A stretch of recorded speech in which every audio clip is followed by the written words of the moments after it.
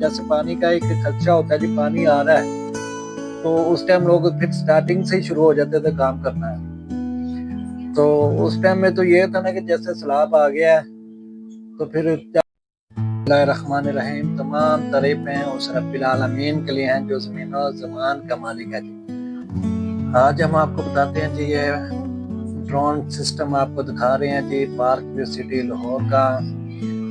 یہ بالکل دریا کے ساتھ جو ان کی باؤنڈری وال ہے اس کے مطابق اور دریا کے ساتھ جو ان کا صورتحال ہے وہ آپ براہ راست دیکھ رہے ہیں. اس میں یہ ہے دیکھ لیں جی پانی تو چلو آ گیا ہے تو اس کے لیے یہ ہے کہ ویٹ کیا جائے. پانی دریا میں واپس ہونا بھی شروع ہو گیا لیکن اتنی سپیڈ سے نہیں ہو رہا جتنی سپیڈ میں چاہیے. یہ دیکھیں جی یہ کتنے گھر آدھے گھر ڈوبے ہوئے ہیں.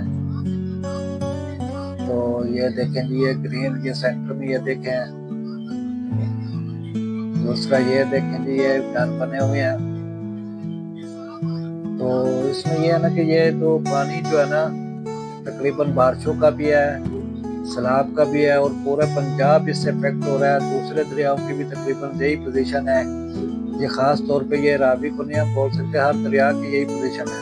اور دریا کے جو ہے نا جو بند وغیرہ ہیں وہ اتنے سٹرونگ بنائے نہیں گئے تھے.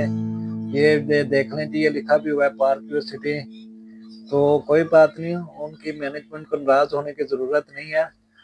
چاہے یہ پانی اگر پہنچ بھی گیا تو انشاءاللہ نکل بھی جائے گا.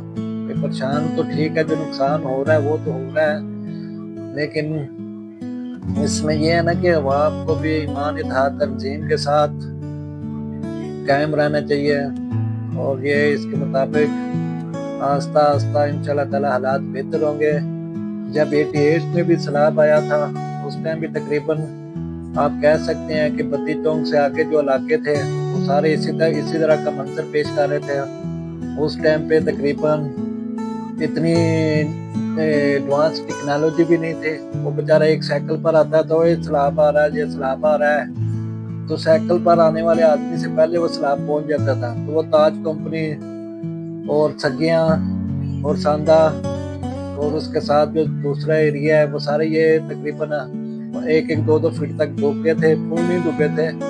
تو پانی کا جو منہ تھا نا اس ٹائم گلچرا بھی بالکل خالی تھی. گلچرا بھی اور سبززار کی طرف کر دیا گیا تھا اور اس کے بعد یہ یتیم خانے کو بچا لیا گیا تھا اور وان ٹون کی طرف پانی کا تھوڑا سا بند نکال دیا گیا تھا. اس ٹائم یعنی کہ جیسے پانی کا ایک خدشہ ہوتا ہے جی پانی آ رہا ہے تو اس ٹائم لوگ پھر سٹارٹنگ سے ہی شروع ہو جاتے تھے کام کرنا ہے. تو اس ٹائم میں تو یہ تھا نا کہ جیسے سیلاب آ گیا ہے تو پھر 4 آنے والی چیزیں تھی 8 آنے والی 10 پیسے والی. اس میں یہ ہے نا کہ یہ دیکھ لیں دوسری ویڈیو میں اس طرح یہ ہے کہ چوتھا گول چکر ہے شاید 5واں گول چکر ہے. حالات تھوڑے اچھے نہیں ہیں لیکن پھر بھی کیا ہے آہستہ آہستہ بہتری کی امید ہوتی ہے. جیسے یہ دیکھ لیں یہ گول چکر رائٹ سائڈ پہ بالکل جو فرنٹ پہ بالکل خالی ہے اور پیچھے سے جو پانی پھول ادھر تک پہنچا ہوا ہے اور یہ ڈاؤن ٹاؤن کا ایریا کے آس پاس کا ایریا یہ راوی کے اوپر ہے. یہ سائڈ پہ تصویر پہ دیکھ بھی رہیں گے. یہ دیکھ لیں جی یہ میرے خیال سے یہ چوتھا گول چکر کے آس پاس جو ایریا بن رہے تھے ابھی اور یہ مینجمنٹ نے فٹافٹ بولا جی 1 مہینے کے اندر لینٹر ڈالیں 2 مہینے کے اندر لینٹر ڈالیں تاکہ ہمیں پیسے آئیں.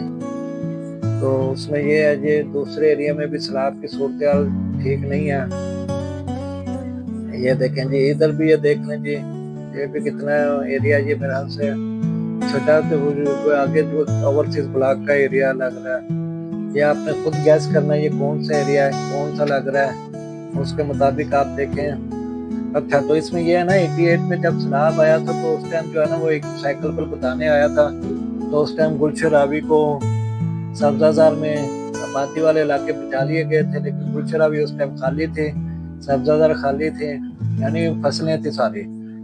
اور پھر یتیم خانہ ایک علاقہ تھا علامہ اقبال ٹون وان ٹون بعد میں بنا ہے اور اس کے بعد چل یہ ساری آبادیاں بعد میں بنی ہیں. تو یعنی کہ اس ٹائم بھی یہی پوزیشن تھے لیکن کہنے کا مطلب یہ ہے کہ اس ٹائم بھی ان کے جو بڑے تھے وہ وزیر اعلیٰ تھے اور ابھی یہ خود وزیر اعلی ہے. تو اس میں یہ ہے کہ ابھی ان کو جو پاورفل جو دریا کی جو باؤنڈری ہے نا वो क्लियर करनी चाहिए। जैसे आपने देखा होगा मोटरवे राइट और लेफ्ट साइड पर उन्होंने वो लगाए हुए होते हैं जाल, भाई ये इसकी हदूद है। रोड के बाद में उन्होंने 20-20 फीट या 33 फीट की रोड ली हुई होती है। तो जब तक वो रोड उन्होंने ली हुई होती है तो यानी कि वो जो हदूद है ना मोटरवे की हदूद में आती है। तो इस तरह ये दरिया की भी हदूद इनको क्लियर करनी चाहिए। भाई ये दरिया का एरिया है, ये इसका एरिया है, तो ये इसका एरिया है। यानी कि सबसे पहले दरिया की जो मेजरमेंट होती है वो करें। उसके बाद जो है ना बाहर के जो बाउंड्री वाल होती है तो बाउंड्री वाल दें कोई 1-1 किलोमीटर की। और उसके बाद कोई आता जाता है, क्योंकि इधर जो काम होते हैं ना दरियाओं के आसपास, उसी की वजह से गवर्नमेंट उधर जाती नहीं है, क्योंकि सब एक दूसरे को लड़ने के चक्करों में पड़े रहते हैं और बात सुनते नहीं है किसी की। ये देखें जी, ये भी आप व्यू भी देख रहे हैं, ये ड्रोन व्यू है। ये बारिशें हर तरफ, अभी कल भी बारिशें के ऐलान किया गया बारिशों का। अच्छा, एक और आपको वाकई ये सुनाना है जी, 1913 या 14 में किसी एक मुल्क में सैलाब आया था, तो उसने सारी कैबिनेट बुलाई, भाई बताएं क्या किया जाए। अलग-अलग लोगों ने मशवरा दिया, भाई ये किया जाए, इसको पानी को स्टोर किया जाए। दरख्त तो इतना नहीं उस टाइम बोलते थे, ये फिर टैंकी आ गई उनकी, तो उस टाइम वो बोलते थे ये कर लेते हैं, यानी कि एडवाइस दी गई, भाई बारिशों के इलाकों में ये लोग इधर तो मकानी कर जाए करें, दूसरे इलाकों में चले जाएं, या इधर पक्के घर न बनाए, ये किया जाए। तो इसी तरह फिर चलते चलते जो है ना, वो जो सदर था, ऐसे उस टाइम इतना प्रोटोकॉल भी नहीं होता था, तो किसी रास्ते से गुजर रहा था, तो दरख्त किनारे एक आदमी बैठा हुआ था। तो जैसे रात को चलते हुए कोई नजर पड़ी जाती, यार ये क्या कर रहे हैं, जरा पूछा जाए इससे।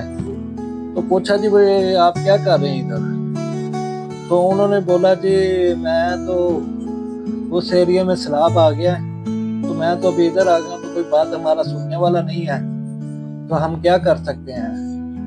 ये देखें, ये जो कौन से गोल चक्कर के मुताबिक है, ये आप खुद ही चेक कर लें।